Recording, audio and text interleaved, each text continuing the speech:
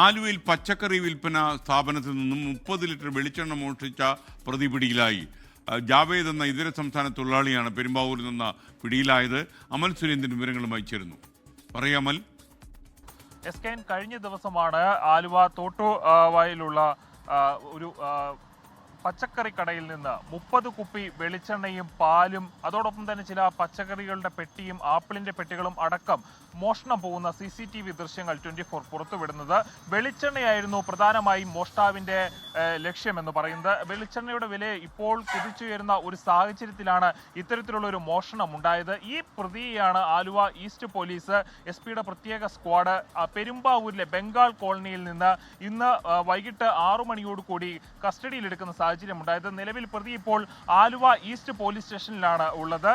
ഇയാൾ ഇതിനു പുറമെ കോതമംഗലത്ത് നിന്നും എടത്തലയിലും ചില കുറ്റകൃത്യങ്ങൾ ചെയ്തിട്ടുണ്ട്. കോതമംഗലത്ത് സമാനമായ നിലയിൽ വെളിച്ചെണ്ണ മോഷണവും മറ്റ് സാധനങ്ങളുടെ മോഷണവും ഇയാൾ നടത്തിയിട്ടുണ്ട്. അതോടൊപ്പം തന്നെ ഇടത്തലയിൽ നിന്ന് ഒരു ഒമിനി വാനും ഇയാൾ മോഷ്ടിച്ചിട്ടുണ്ട്.